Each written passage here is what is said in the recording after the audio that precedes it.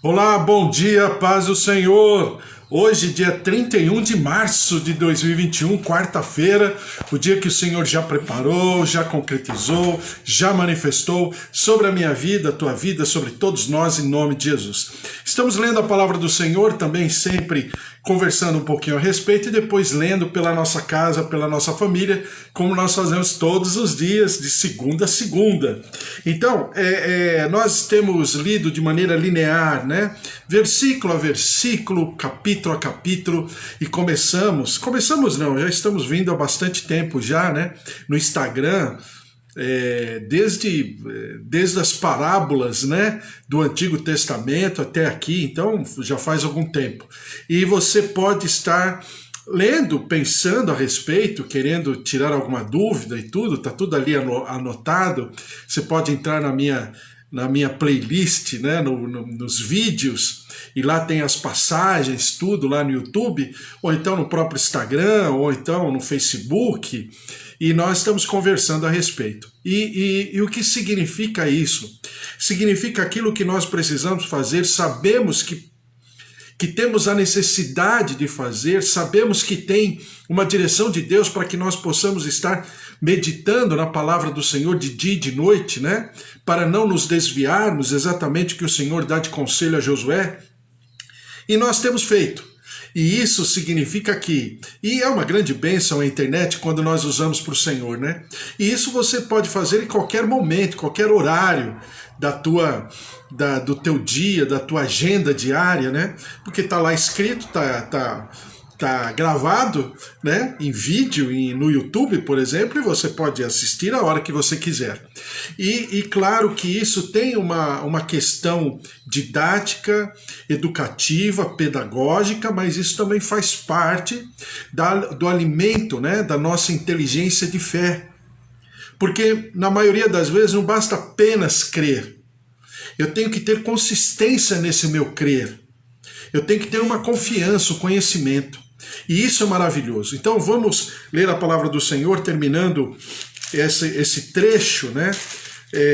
Mateus capítulo 16, versículo 26 a 28, porque eu já tenho lido alguns dias, e nós estamos falando sobre a identidade de Jesus. A identidade de Jesus começa a ser exposta, estabelecida desde Mateus capítulo 12, versículo 1, passando por Mateus 16, que é o ápice, entrando em Mateus 17, e a gente vai pensando a respeito. Mateus 16, versículo 26 diz assim: pois que aproveitará o homem se ganhar o mundo inteiro e perder a sua alma? Ou que dará o homem em troca da sua alma? Ou que dará, porque o Filho do Homem há de vir na glória de seu Pai com os seus anjos. Então retribuirá a cada um conforme as suas obras. Em verdade vos digo que alguns há dos que aqui se encontram, que de maneira nenhuma passarão pela morte até que vejam vir o Filho do Homem no seu reino. Então, o que Jesus está contrabalanceando, né? Se eu entendo a identidade de Jesus, não de maneira teológica, mas no meu sentimento, no meu coração, a teologia é uma porta, né? A teoria é a porta, mas eu preciso entrar nesse ambiente. E eu só posso entrar no ambiente com o meu sentimento, com o meu desejo de entrar. Então a palavra do Senhor fala que o Senhor está não apenas expondo a sua identidade, mas expondo a identidade do seu reino. Por conseguinte, está expondo a nossa identidade. Quanto mais eu conhecer a Jesus, mais eu vou me conhecer. Nós temos duas matrizes do gênero humano. A primeira matriz é Adão, ou Adão e Eva, né? A primeira matriz. A segunda matriz é Jesus Cristo. Na primeira matriz, nós herdamos, por assim dizer, entre aspas, geneticamente falando, uma intempérie, vamos chamar assim, uma contaminação. Se nós formos gerados nessa matriz, essa contaminação ela permanece. né? É aquilo que eu falei para você outro dia sobre, a gente está falando muito sobre pandemia e vírus e vacina.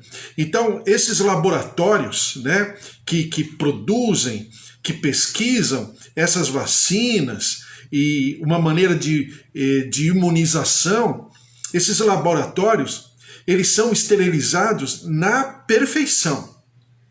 Qualquer fagulha, qualquer coisa que entre nesse laboratório, toda a pesquisa, todo aquele trabalho, toda aquela matéria, né, de trabalho é desprezada, é jogada fora.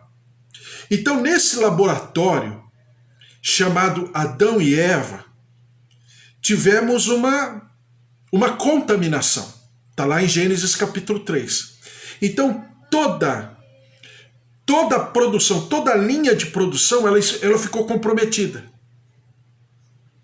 Mas a segunda matriz, o segundo Adão, o outro Adão, como Paulo muito bem diz a respeito, nele não houve ranhuras, não houve imperfeições, não houve contaminações.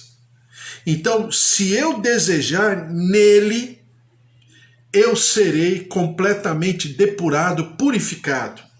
E ainda, claro que eu vou morrer, né? Mas ainda que eu venha morrer, na lógica dessa matriz, não é morrer, mas é dormir. Por quê? Porque eu já estou com o meu endereço, né, estabelecido, que é o céu. É a morada eterna com ele, com essa matriz chamada Jesus Cristo. Então, dito isso, qual é o trabalho da humanidade? O trabalho da humanidade é ter a consciência dessa matriz, que nela própria existe uma contaminação, todos nós estamos contaminados, a Bíblia chama isso de seres caídos, né? Nós somos seres caídos, mas na segunda matriz, como diz Jesus para Nicodemos, se nascermos da água e do Espírito, não voltando ao ventre da mãe, porque senão eu estarei retornando àquela matriz, mas se eu nascer da água e do Espírito, então o que vai acontecer? Eu terei um renascimento, ou nascimento de novo. Eu nascerei de novo em Jesus Cristo. Dito isso, já que eu nasci em Jesus Cristo, eu sou o seu discípulo. Eu sou produzido, eu sou processado nele, por causa dele, através dele. Como diz lá em Romanos 11, porque dele, por ele, para ele são todas as coisas. Então, nele, eu devo o quê? Como propriedade dele, como produto dele. A Bíblia chama isso de servidão, de escravo, né? Como escravo dele, como servo dele, eu preciso andar de acordo com aquilo que ele estabeleceu. Porque senão, a minha existência não tem lógica. E se a minha existência não tem lógica, eu estarei completamente associado, subserviente a essa outra matriz, a esse outro formato. E por causa disso, eu estarei andando aquilo que o destino e a história humana tem para mim. E aí eu serei desgastado, desculpe o termo, inutilmente, porque eu serei apenas mais um número. Mas nele não.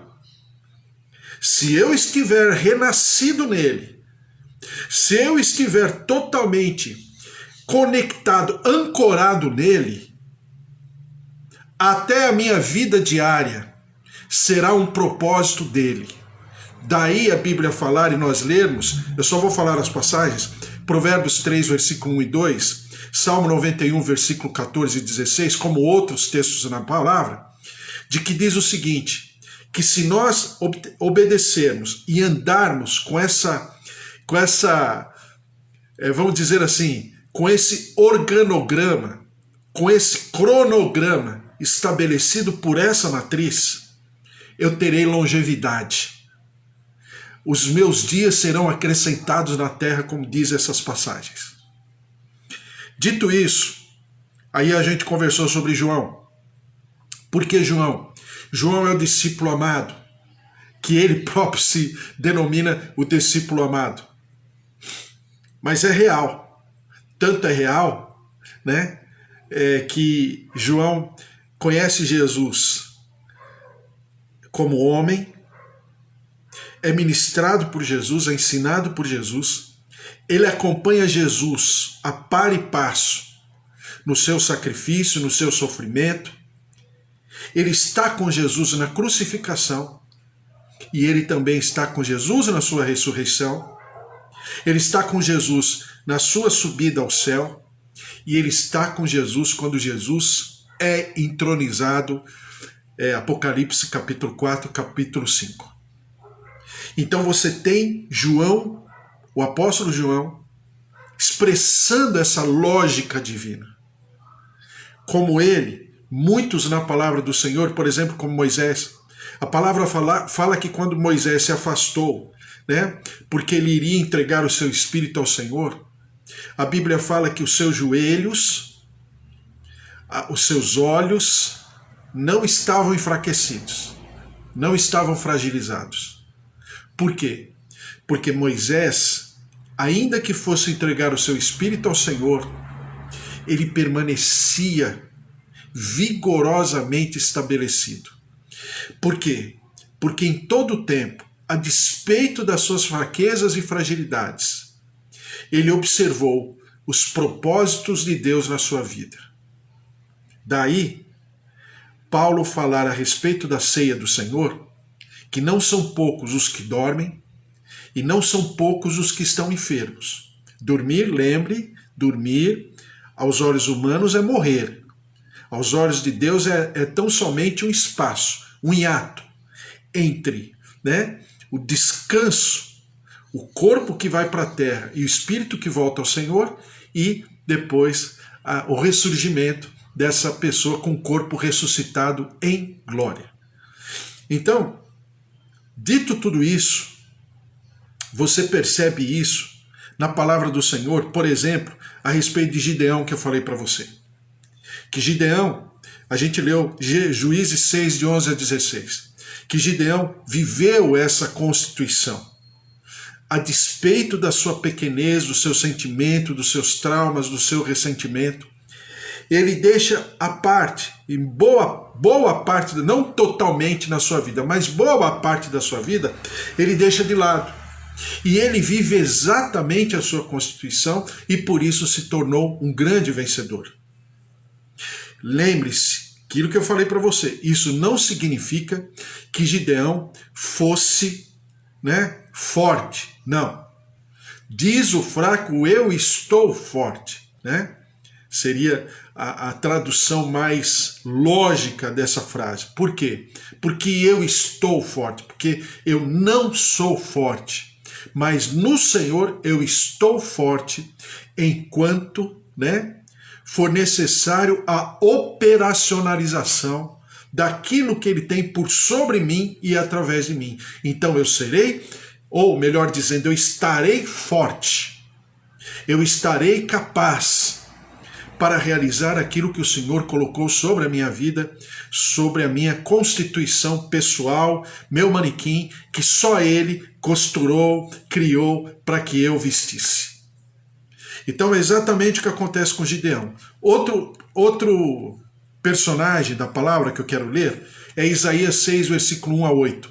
No ano da morte do rei Uzias, eu vi o Senhor assentado sobre um alto e sublime trono, e as abas das suas vestes enchiam o templo. Serafins estavam por cima dele, cada um tinha 6 asas, com 2 cobria o rosto, com 2 cobria os seus pés, e com 2 voava. E clamavam uns para os outros, dizendo: Santo, Santo, Santo é o Senhor dos exércitos, toda a terra está cheia da sua glória. As bases do limiar se moveram à voz do que clamava, e a casa se encheu de fumaça. Então disse eu: ai de mim! Estou perdido, porque sou um homem de impuros lábios. Ó Isaías, fazendo check-up da sua vida, né? Porque sou um homem de impuros lábios, habito no meio de um povo de impuros lábios, e os meus olhos viram o Rei, o Senhor dos Exércitos. Então Isaías, ao enxergar a identidade de Deus, ao estar totalmente entregue a essa identidade, a esse poder, a sua onipotência, a sua onipresença, a sua onisciência, a sua eternidade, a sua grandeza, ele se rende e fala, ai de mim. Então ele se enxerga como Gideão fez a mesma coisa. Ai, Senhor, o que são das tuas promessas que os nossos pais nos contavam no passado? Ai, Senhor, se nós somos fortes, por que está acontecendo isso conosco? Então, houve um check-up imediatamente após a pessoa estar aberta à revelação, à plenitude, à presença do Senhor. E se prostra, Gideão se prostrou ante a sua grandeza, exatamente o que aconteceu com Isaías. Diz assim, as bases do limiar se moveram à voz do que clamava, e a casa se encheu de fumaça. Então disse eu, ai de mim, estou perdido, porque sou homem de lábios impuros e habito no meio de um povo de impuros lábios, e os meus olhos viram o Rei, o Senhor dos Exércitos. Então um dos serafins voou para mim, trazendo na mão a brasa viva, que tirara do altar como a tenaz, com a brasa tocou a minha boca. Por que tocou a boca? Porque exatamente foi o que Isaías expressou. Sou um homem de impuros lábios. Então, o que ele está querendo dizer? Eu falo demais. Eu falo além da conta. Eu não estou reproduzindo Deus a quem eu sirvo com a minha boca. Então ele expôs diante do Senhor a sua fraqueza. E o que o Senhor fez? O Senhor foi curar, libertar exatamente no ambiente da sua fraqueza. Qual era? A boca. E é por isso que o anjo do Senhor toca ali a boca com uma brasa viva. Diz assim, então um dos serafins voou para mim, trazendo na mão uma brasa viva, que tirara do altar com uma tenaz. Com a brasa tocou a minha boca e disse, eis que ela tocou os teus lábios, a tua iniquidade foi tirada e perdoado o teu pecado. Depois disto ouvi a voz do Senhor que dizia, quem enviarei e quem há de ir por nós? Disse eu, eis-me aqui, envia-me a mim. Então, imediatamente, a lógica, a visão pessoal de quem é Deus, trouxe por sobre Isaías exatamente o que trouxe por sobre Gideão. O propósito de Deus, o porquê ele havia nascido, o porquê ainda ele existia, estava completamente descortinado, desvendado, ou no grego, como diz, apocalipse, né? A revelação. Então essa capacidade,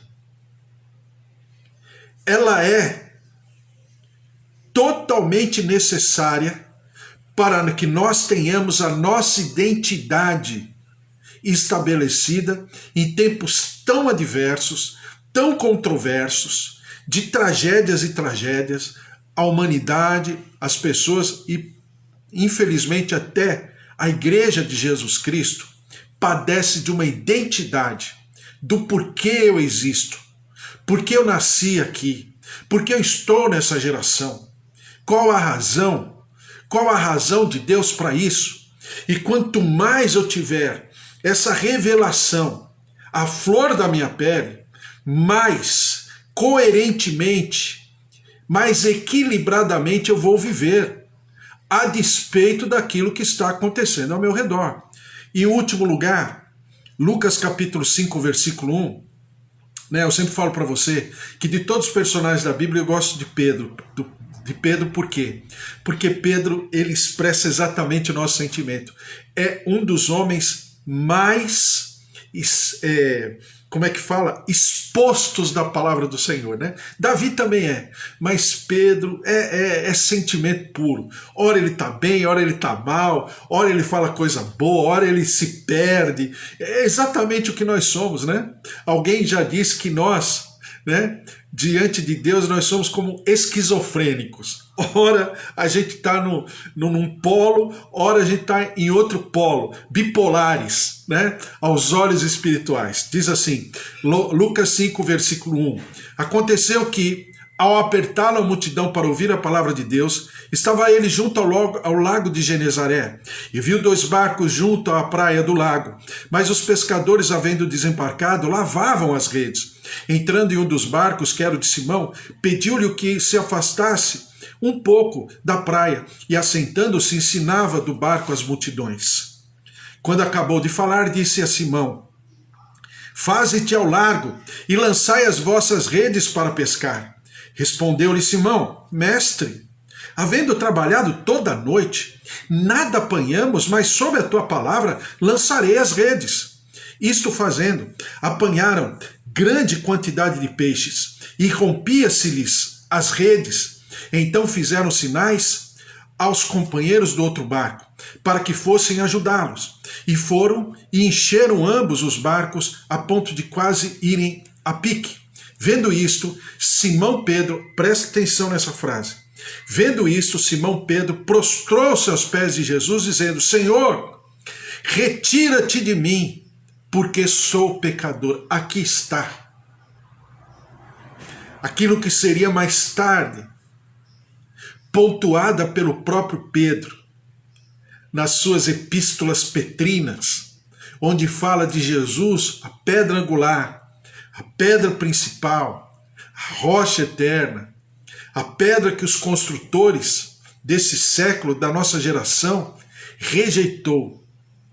Mas para nós é a nossa fundamentação, é a nossa fundação, é o nosso porto seguro, Jesus Cristo. Então você perceba o quê? Que imediatamente após Pedro entender quem estava diante dele, ele se prostra. E ele fala: sou um pecador, pela simples presença de Jesus Cristo. Marcos 1,16, falando desse texto, sob as perspectivas de Marcos, né? Marcos 1,16 diz assim: caminhando junto ao mar da Galileia, viu os irmãos Simão e André, que lançavam a rede ao mar, porque eram pescadores. Disse-lhe Jesus: vinde após mim, e eu vos farei pescadores de homens. Então eles deixaram imediatamente as redes e o seguiram. Pouco mais adiante viu Tiago e seu irmão, os filhos de Zebedeu, e logo os chamou. Deixando eles no barco, seu pai Zebedeu com os empregados seguiram após Jesus. Então, pegando os textos de Lucas e de Marcos, nós percebemos o quê?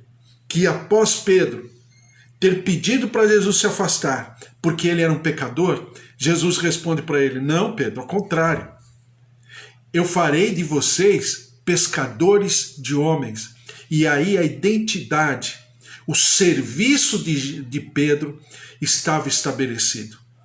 Exatamente o que aconteceu com Gideão, exatamente o que aconteceu com Isaías, e exatamente o que vai acontecer com você, com a tua casa, com a tua família, com o teu chamado, e durante toda a próxima história de vida da tua vida. Há um propósito. Quando eu enxergo a minha identidade, eu enxergo o meu serviço. Quando eu enxergo o meu serviço, eu estou ipsis literis, totalmente disposto a viver aquilo que o Senhor colocou sobre a minha vida, porque eu o identifiquei. Ele vai me identificar. Porque eu tive a plenitude do entendimento quem é Jesus para mim. Ele com certeza se revelará e trará sobre a minha vida, ao meu entendimento, quem eu sou e por que eu estou aqui e qual a minha identidade espiritual. A partir daí, eu viverei então exatamente aquilo que o Senhor tem sobre a minha vida, sobre a minha história de vida e sobre os próximos capítulos em nome de Jesus. Amém? Isso é maravilhoso. E eu insisto nessa palavra. Por quê? Porque tudo começa aqui. Nós vivemos uma geração intimidada, acovardada, Uma geração que é tão boa, tão maravilhosa, mas tão cheia de traumas, de sentimentos. As minhas filhas chamam isso de mimimi, né? Então, de sentimentos e de, sabe, coisas assim, né? Não pode tocar, não pode falar, não fala de fulano, não pode falar de Beltrano, você não pode falar a tua opinião. Existe uma cosmocracia por sobre todo o planeta Terra. Se você não lê na cartilha daquela cosmocracia, você é inimigo da humanidade. Você está falando contra tudo e contra todos. Você vira o inimigo número 1 de todos os ambientes da sociedade. Por quê? Porque é exatamente a necessidade que as pessoas têm de se expressarem, mas ao mesmo tempo não têm conhecimento que elas são. E eu sempre falo para você, quando eu quero saber quem eu sou, eu primeiro preciso começar do gabarito. Eu não fui criado à imagem e semelhança desse gabarito, desse segundo Adão, desse outro Adão, como diz Paulo. Se por um veio a morte, a destruição, pelo outro veio a ressurreição e a vida eterna. Então, quanto mais eu conhecer o gabarito, quanto mais eu conhecer essa matriz, quanto mais eu conhecer a fonte, a essência da minha formação, da minha existência, mais eu vou me conhecer. Porque eu sou, como é que fala? Eu sou um material feito nessa forma, nesse gabarito, nesse modelo principal. É lógico, é simples assim. É simples, mas não é fácil. Então vamos orar, vamos colocar diante do Senhor. Vitor, que está aqui, está pedindo para orar pela sua saúde emocional, consciência, também orando pela sua vida profissional, porta de emprego. Palomitia, também vamos orar. E também, olha, todos que estão aqui, Bispo Antônio, Suzy, Priscila, Valti, Raquel, Sônia, Deus abençoe, Elô, Wesley, filhos e familiares, também meus pais, minhas tias que estão aqui, representando os meus tios.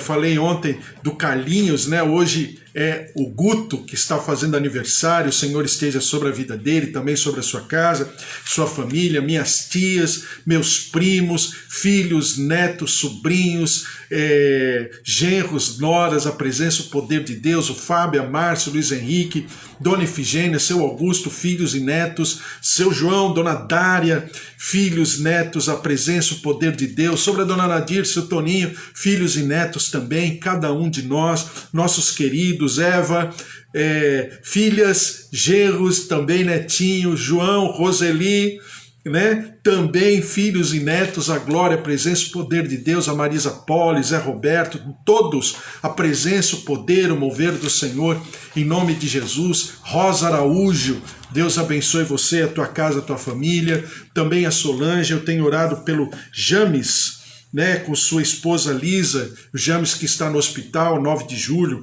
com a Covid-19, se recuperando em nome de Jesus. A Dona Maria Helena, que nós temos orado cada dia, em nome de Jesus. O Breno, que está no hospital, mas não por causa da Covid, mas por causa da dengue. Estamos orando também, a glória, a presença. O Marco, lá de Sorriso, Mato Grosso. Também a Ana Paula, cabeleireira, que também está, em nome de Jesus, na UTI. Nós estamos orando também, a glória, a presença. Os familiares da Cicampana, que estão lá no interior, na região de Barretos, também passando pela Covid-19. Os parentes da Eva também, os familiares que estão se recuperando. A glória, a presença, o poder, o mover do Senhor sobre cada vida, cada servo, cada família aqui representada. Em nome de Jesus, vamos orar. Senhor, nosso Deus, nosso Pai, nós colocamos todos esses pedidos diante do teu altar, cada família, cada servo teu, cada serva tua. Ó Senhor, seus problemas, suas dificuldades, nós colocamos toda essa situação de enfermidade diante do teu altar. Deus de poder, em comunhão, através da tua graça, mas também através da tua autoridade delegada, nós declaramos sobre os nossos queridos sobre todos os nossos irmãos em Cristo, na comunhão plena, na representação como igreja de Jesus Cristo. Derrama-te, ó Deus, tocando nervos, tendões, fígado, rins, pulmões, vias aéreas, vias respiratórias, pâncreas. O Senhor derrame da sua glória, do seu poder, da sua cura, da sua saúde, plaquetas, circulação sanguínea, coração, ouvidos, olhos, tireoide, recebam a cura, recebam o poder de Deus. Essa situação de pandemia, nós repreendemos os nossos lares, as nossas famílias. Derrama-te com a tua glória, com o teu poder, com o teu mover, move-te dos céus. Deus de maravilhas, tem misericórdia da nossa nação, do nosso povo, sara, cura, visita, restaura, liberta. Senhor, nós dependemos cada dia mais do Senhor. Nós estamos completamente dependentes, ó Deus, da tua misericórdia, da tua compaixão sobre a nossa terra, sobre a nossa família. Derrama-te com o teu poder, vem com a tua graça, move-te dos céus, liberta-nos como nação, como povo. Tem misericórdia, ó Deus, perdoa-nos o nosso pecado, e nós daremos sempre ao Senhor todo louvor, toda honra e toda glória. Derrama-te sobre nós, ó Deus, nossos queridos que estão aqui, como o Vitor está pedindo, pela vida profissional, pela vida financeira, abrindo portas excelentes de trabalho, de emprego, de negócios. Ao mesmo tempo, ó Deus, derrama-te sobre a nossa mente, o nosso emocional, cura-nos, fortalece-nos, tonifica-nos na nossa consciência, no nosso entendimento, na nossa identidade, de quem nós somos aos teus olhos, do propósito de nós existirmos, de nós vivermos exatamente nessa geração. Diante de tantas coisas, o Senhor se derrame poderosamente, ministrando ao nosso coração, derramando-te, ó Deus, com o teu Santo Espírito, movendo, curando, restaurando, fortalecendo, e nós daremos sempre ao Senhor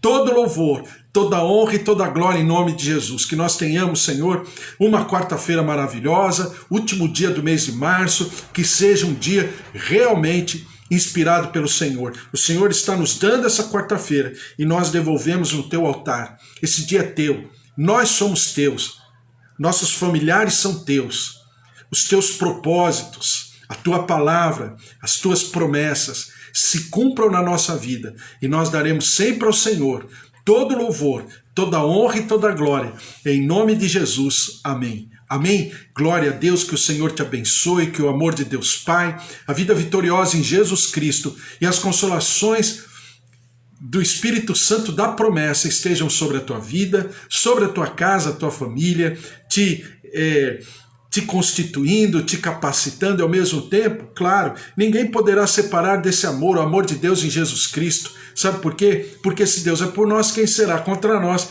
Se o Senhor é nosso pastor, de nada nós teremos falta. Um beijo para você, Deus te abençoe, uma quarta-feira maravilhosa, até amanhã com mais palavra do Senhor. Deus abençoe, fique na paz, tchau, tchau.